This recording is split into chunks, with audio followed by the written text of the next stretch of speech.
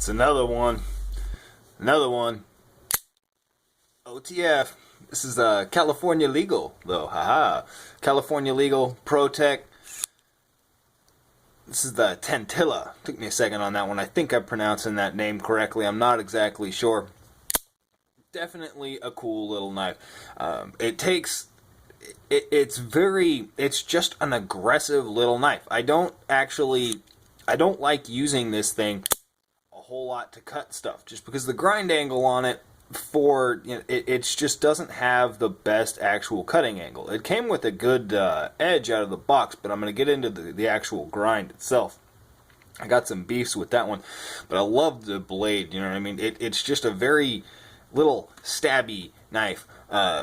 Actually, for as small as it is, you know what I mean, sub 2-inch blade, I think it's 1.98 inch blade, so it's right underneath 2 inches, but it's still got either a very good, very roomy 3-finger grip, or a very compact, very crushed in 4-finger grip. You see what I'm saying? I can still get a 4-finger grip on this little knife. I love the California legal automatic that's actually usable. You know what I mean? This thing, it takes back to that the other Protech that I got. It's Protech Half-Breed. Protech does the California legal automatic very well. I don't know. I was looking at the knife law. I actually thought a double-edged blade was illegal to carry in California, and I think that's because I know it's illegal to carry a dirk or a dagger. Go away. Go away. Dogs mess around. By definition, right? And I took that as, okay, this is a dagger blade. Double-edged blade is a dagger, right? Which makes it illegal. However, if you look up California's definition of dirk or dagger, it doesn't actually state anywhere in the law double-edged. So I'm pretty sure that you're in the clear with this double-edged blade. Again, I'm not 100% on that, but you can see aluminum body, Parkerized, pocket clip. The pocket clip came out of the box way too tight. I mean, it took a lot of adjustment to get it proper, and it's still sitting just solid on there. The screws are interesting, the way that they did that. I'm not quite sure if I'm the biggest fan of the Allen screws, but it comes back to the same thing I was saying about the other little Protech, is they're probably very quality screws, and you'll strip out your Allen driver before you'll ever strip out the actual, these screws here. So it's probably not a problem with their Allen screws, but look at the way that they protrude off of this pocket clip. They stick off a long ways. It's great because it leads for a lot of contact actually inside the screw. So when you're adjusting this pocket clip, there's a lot of surface area contact on the actual tool itself, so there's less chance of stripping it out. But look at how far they stick off. It's actually great for removing it out of your pocket. You know what I mean? Because you grab it like this, pull it out of your pocket. I've actually been grabbing it kind of like this, pinching it like that, and pulling it out of my pocket, and it gives a little bit of a platform to actually grab onto, a little bit of leverage, which is nice. The finish on the outside of the knife and the action is fantastic. You can see, let me get it focused back in here. Come on, baby. You can see the actual seam itself. Come on. Maybe. Yeah, see, the actual seam itself is very consistent the whole way around. That hole right there is for assembly and reassembly. It's to keep, so you can use a tool actually in the spring to keep the spring from binding or folding. That's what the hole is there for. Somebody was asking me about that. Great action.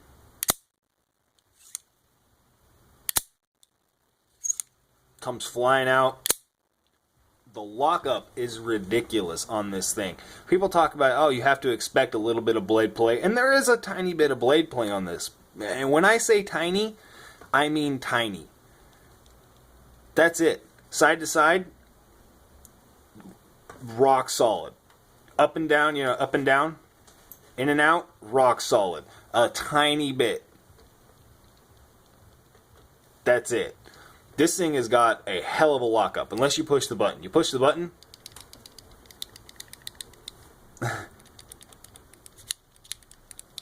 That's obvious. That's what's giving you your lockup. So you know what I mean? So that fit to the actual button is fantastic, which leads me into, you see how it's off. The actual hole for that button is off center of the grind for the actual blade, right? But this side of the blade, you can see, lines up pretty symmetrically. It's a that's a decent grind. It's acceptable, right? So as far as that's off, has to be by design, right? Because of the lockup that this thing actually has, the precision in the lockup that this thing actually has, that has to be by design. I mean, there's no way that that's a mistake. If you see the tolerances here, you see that? It's so close to touching, and it doesn't. It keeps an edge fantastically well, which means it's not scraping up against that aluminum when you deploy it. So that the precision in that is fantastic, and it's off kilter, which is fine. You know what I mean? That's cool. I actually really respect that. I mean, it shows a level of craftsmanship that's just fantastic, right? And with that said, look at the grind on the tip of this. That shit pisses me off. You notice how it's straight line, straight line, straight line, straight line, off, up, back to the straight line. If it had continued, it would have been a perfect little angle. But you see that? That's like literally an eighth of an inch off. Legitimately an eighth of an inch off. And what that leads to is the actual the primary bevel here, secondary bevel, excuse me. You see the how unprecise that is? It's acute as hell. You see that? It's almost like an Emerson chisel grind on that side. It's ridiculous. It's not as bad on this side. This side definitely isn't. Definitely isn't even either. And so the grind, the sharpening grind that is done horribly on this knife. That is not something I would expect from protech. However, that does not carry over to the actual action of the knife. The actual functionality and the action, you know what I mean? So that was just a mess up in the actual grind. You know what I mean? Whoever was finishing that grinding just screwed up. Excuse me. And, you know, as fat as it is, it's got a really thick blade stock. You can see that blade stock on the right there on the actual lever, whatever that is. You can see how thick that blade is, and it's decently narrow with two grinds. So it starts tapering in the center, and that leads to not the best cutting angle. This thing doesn't like to slice through shallower material, like paper or cardboard, things like that. You have to get a really good angle on it, even though it's got a fantastic edge. So it will cut it, but it just doesn't have the best slicing ability. And so what this thing has led to, what makes really the only thing it's good for is stab, stab, stab, stab, stab, stab, stab, stab, stab. Really, that's what this is. This is a defensive knife. It's not a fighting knife because it's 2 inches long.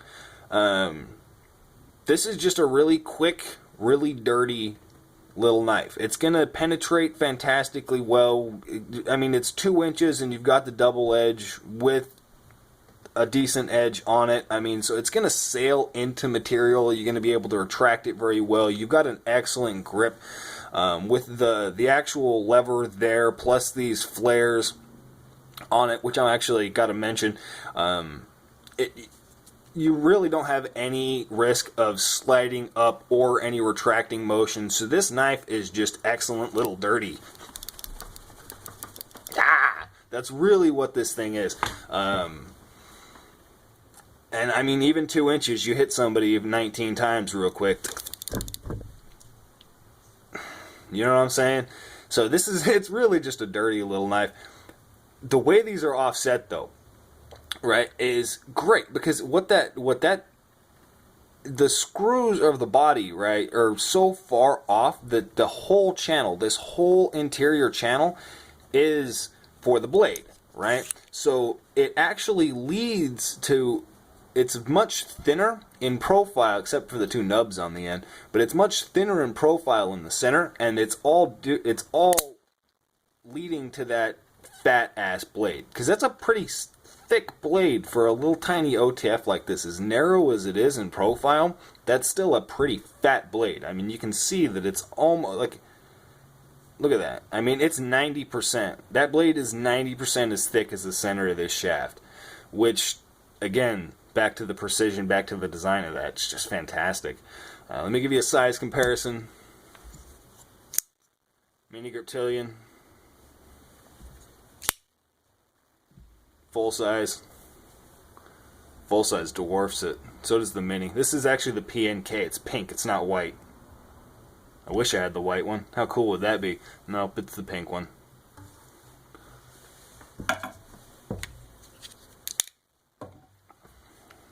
Yep, Protech Tantilla.